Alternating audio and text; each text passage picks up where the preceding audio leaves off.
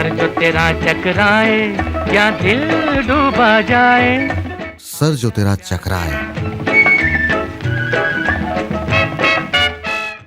नमस्कार, रेडियो मणि 9 पर आपका बहुत बहुत स्वागत है। मैं हूं आपके साथ अभिषेक गुप्ता और अब समय हो चला है हमारे वीकली पॉडकास्ट सर जो तेरा चकराए का। राजेश ने शेयर बाजार में बड़ा निवेश कर रखा है और इसी वजह से वो बाजार में हो रही हर हलचल पर पैनी नजर रखते हैं। लेकिन बाजार में पिछले एक साल में आई बड़ी तेजी से जुड़ी एक खबर से उनका सर चकरा गया। दरअसल एक रिपोर्ट में बताया गया है कि मार्च में स्मॉल कैप फंड्स में नेट फ्लोस तो निगेटिव रहा है, जो कि 30 महीनों में पहली बार देखने को मिला है। मतलब लोग निवेश से ज्यादा निकासी कर रहे हैं। लेकिन दूसरी ओर नए निवेशकों के लिए स्मॉल कैप फंड्स बड़ा आकर्षण भी बने हुए हैं। रिपोर्ट के मुताबिक स्मॉल कैप फंड कैटेगरी में पिछले महीने कुल 3,60,000 इन्वेस्टमेंट अकाउंट्स फोलियोस खोले गए, जो सभी एक्टिव इक्विटी कैटेगरीज में दूसरा सबसे बड़ा आंकड़ा है। राजेश यही सोच रहे हैं कि एक ओर जहां स्मॉल कैप से पुराने निवेशकों का मोह भंग हो रहा है, वहीं दूसरी ओर बड़ी संख्या में नए खाते खोले जा रहे हैं। आखिर क्यों? अगर आपके मन में भी इसको लेकर सवाल है तो चलिए इसका जवाब ढूंढते हैं। विशेषज्ञों का कहना है कि अलग अलग अंतराल में स्मॉल कैप फंड्स का मजबूत प्रदर्शन इस रुझान की एक वजह है। टॉप परफॉर्मिंग फंड्स की लिस्ट में स्मॉल और मिड कैप स्कीम्स का दबदबा है, खासकर 5 साल और 10 साल की समय सीमा में।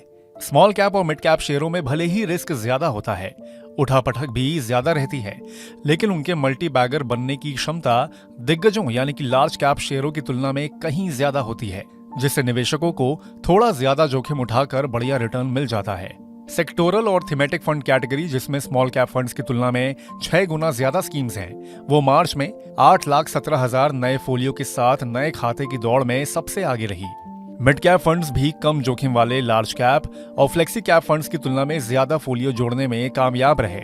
एमफी के आंकड़ों से पता चलता है कि मिड कैप स्कीम्स ने लगभग 3 लाख नए फोलियो जोड़े, जबकि लार्ज कैप फंड्स ने 1,79,000 और फ्लेक्सी कैप फंड्स ने 2,56,000 फोलियो जोड़े। वहीं हाल ही में सेबी चीफ माधवी पुरी बुची ने स्मॉल कैप में इनफ्लो को लेकर चिंता जताई थी, जिसके चलते भी स्मॉल कैप से इनफ्लो नेगेटिव रहा है। फरवरी में सेबी ने फंड हाउसेस को यह सुनिश्चित करने के लिए कदम उठाने का निर्देश दिया था कि निवेशकों को छोटे और मिड कैप सेगमेंट में बनने वाले सो कॉल्ड बबल से बचाया जाए। फंड हाउसेस को एक इन्वेस्टर प्रोटेक्शन फ्रेमवर्क तैयार करने और एडिशनल डिटेल्स का खुलासा करने के लिए भी कहा गया था।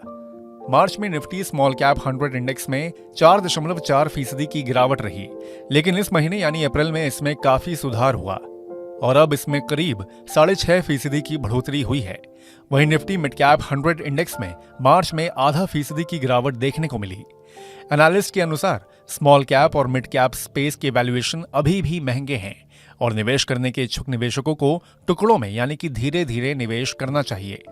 मार्च में बड़ी संख्या में नए खाते खुलने से स्मॉल कैप फंड्स में ग्रॉस इनफ्लो मजबूत रहे। स्मॉल कैप फंड्स में कुल मिलाकर करीब 5700 करोड़ रुपए का निवेश आया, जो सभी एक्टिव इक्विटी फंड कैटेगरीज में तीसरा सबसे बड़ा इनफ्लो है।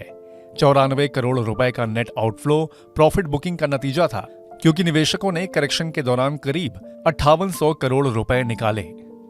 तो आज के इस वीकली पॉडकास्ट सर जो तेरा चकराए में बस इतना ही। बाकी बिजनेस, पर्सनल फाइनेंस और कॉर्पोरेट जगत से जुड़ी और खबरों के लिए सुनते रहिए रेडियो मणि 9 और डाउनलोड कर लीजिए हमारे मणि 9 ऐप को। हमेशा की तरह मैं हूं आपके साथ अभिषेक गुप्ता। अभी लेता हूं विदा। धन्यवाद। सर जो तेरा चकराए या दिल डूबा जाए। सर जो तेरा चकराए।